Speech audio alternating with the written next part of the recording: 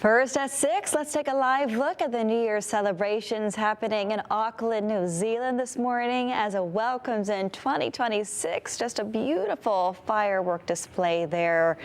Congratulations on a very positive year for New Zealand. This is again a live look at New Zealand. Wow, just gorgeous. Looks like a beautiful night sky there as well. And here in Connecticut, we still have 18 hours left of 2025 before we ring in the new year. We'll share what you need to know ahead of the big celebrations. But first, good Wednesday morning. Thanks for joining us on Fox 61 and Fox 61 Plus on this New Year's Eve. I'm Bridget Bureau. We're really grateful to have you here. Meteorologist Rachel Piscatelli joins us live with what we can expect for the celebrations tonight, and some of us getting snow. Yeah, some of us will be getting up to a coating to maybe 2 inches. So it's not a blockbuster storm for us, but enough to coat things up on the ground if you're heading out later on this evening. So very cold, not as windy today. In the meantime, we have our satellite and radar picture that looks like this. A few clouds that are streaming in. I do think we'll anticipate a little bit more in the way of cloud cover, so more clouds than sun at times today. 19 to about 29 degrees. That seems to be the temperature spread this morning, and with the winds that are 15 to 25 miles per hour, they're gusting up towards that. Thankfully, they're not as strong as yesterday morning at this time, but still taking the real feel down to the teens for the most part. At 18 degrees in Chester, it feels like 12 in Torrington right now and 17 in Bridgeport. Those are the numbers you want to dress for later on today, too. Not getting much better. Temperatures up in the teens to around 20 degrees is what it will feel like this afternoon, despite our high temperatures getting close to 30 this afternoon and evening. Heading through the day today, we'll see more clouds and sun at times. Temperatures, again, going to be cold with a bit of a breeze. After about 9 o'clock, we see some snow showers develop. So if you're heading out for any New Year's Eve plans, we'll have some festive flakes that are flying across the state at 2 o'clock in the morning. So this is a time frame where you want to be mindful that there could be those isolated slick spots. Up to about 2 inches of snow is possible. Once the bulk of the snow comes to an end, there's going to be a line of snow showers that comes through, and that's actually going to drop our numbers as we head through the day on New Year's Day. So up to about 2 inches of snow is possible, a coating for most to maybe an inch. 2 inches would be on the higher side. Temperatures today will be cold. Temperatures tonight into the 20s. Over the course of the afternoon tomorrow, we'll see falling numbers. So our daytime highs, while they may be in the upper 20s in some spots, throughout the day our numbers will settle in the lower 20s to maybe even some teens in the afternoon under increasing sunshine. We'll talk about where we go from here. Your full 7-day coming up in just a bit. Here at 6:02, largely quiet across the state this morning. So your drive through the I-95 connector looks just fine on 91 if you're traveling on the Merritt Parkway or the Wilbur Cross from I-91 to Orange. That's about 10 minutes. New Haven to Bridgeport is fine as well. Your drive times to the state lines, New Haven to New York is about 50 minutes if you're heading to Times Square later on today. Waterbury to New York is around 55. Bridget. All right, Rachel, thanks. Police in New York City say they're ready for thousands of people to gather in Times Square. The NYPD says not only will it be deploying helicopters and drones, it will have ample boots on the ground as well. The public should expect to see thousands of NYPD officers deployed throughout Times Square. That includes officers from our specialized units, including Emergency Service Unit, K-9, the Bomb Squad, heavy weapons teams, and our harbor teams. Police also say they will have uniformed and ununiformed officers dedicated to stop pickpocketing and at hotels as well. New Year's Eve is one of the busiest drinking holidays of the year and one of the deadliest for alcohol-related crashes. So CTDOT officials are sounding the alarm to drivers that if you're going to party and ring in the new year, make sure you do so responsibly. Fox 61's Lynn Kittle joins us live in Bushnell Park in Hartford, where people will be celebrating New Year's Eve in a big way tonight. Glenn, it's going to be a party as it always is, but how can folks stay safe going in and out of those celebrations?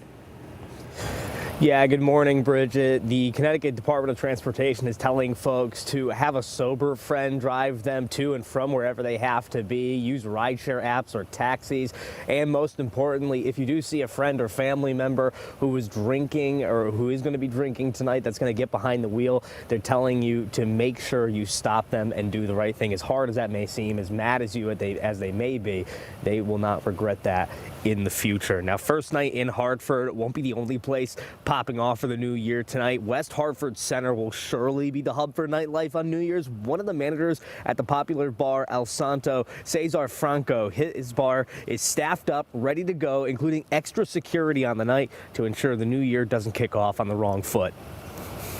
We're expecting to have several people coming in and out just because the people in West Hartford, they're going to be bar hopping. They're going to be making sure that every single guest, they're behaving well and also preventing any incidents just in case they decide to drink a little bit more. We can stop it.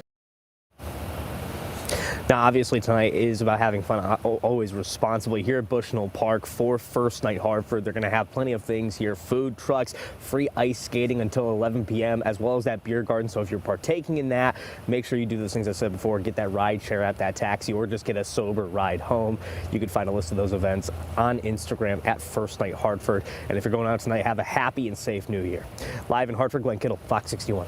Yeah, we want the celebrations to be joyful, fun, but most importantly, safe. Glenn, thanks for the tips there. In New Orleans, officers are stepping up enforcement efforts. Tomorrow will mark 1 year since the attack on Bourbon Street that killed 14 people. There are memorials that honor the victims along Bourbon Street. This year, the city has stepped up security efforts as well. Around 350 National Guard troops have already arrived in New Orleans. They are expected to stay there from the New Year's Eve events through Mardi Gras celebrations happening in February. We're going to have close to 800 law enforcement downtown and in the French Quarter. Officials in New Orleans say they are still looking at permanent security solutions so the attack last year is never repeated. 6:06 and happening today, a man charged in connection to a woman's stabbing death in a case of domestic violence is due in court today. East Haven police officers were called to an apartment complex on Old Foxon Road just after 8 yesterday morning. They say 21-year-old Tyreek Black locked himself inside his apartment armed with a knife. As officers tried to get him out, police had to smash a side window to rescue a child inside. We're told the child was not hurt. Officers say Black eventually led officers inside and they took him into custody. Police found the victim with several stab wounds. She was taken to the hospital and later died. Police say Black faces several charges this morning, including murder. This afternoon in Hartford, a candlelight vigil will be held to remember a 14-year-old boy who was killed in a crash on Christmas Day. Mothers United Against Violence say the vigil will happen at the corner of Hebron and Cornwall Streets at 2 p.m. That's where the crash happened. Police say a Tesla Cybertruck and Toyota Camry crashed at that intersection. The 14-year-old passenger in the Toyota died at the hospital. 3 other people inside the vehicle were hurt. Officers say the driver of the Cybertruck took off on foot after the crash happened. Police have not said who they're looking for or if they have been able to identify the driver, but the investigation and the search, they're both ongoing this morning. A man was found dead after an apartment caught fire in Waterbury. This happened on Mark Lane just after 6:20 yesterday morning. Firefighters found Jeffrey Bernier dead on the first floor. We don't know the cause of death this morning, but we spoke with people who live nearby who said they're just devastated to hear what happened. The worst time, and it hurts. It hurts, you know. That's somebody's family. You know, I'm a dad and I'm a grandfather, so it kind of hurts. The Red Cross is helping the families who lived in the 2 apartments next door. They are temporarily displaced as their home suffered some structural damage due to the smoke. 6:08, check out these pictures. Crews in Ellington tackled a fire that started in a shed. It happened this morning on Crane Road. Officials didn't specify what caused the fire, but said they were able to quickly put out the flames, and thankfully no one was hurt there. As the strong winds blew yesterday, people in one Hartford neighborhood woke up to a large tree that fell right on top of their home.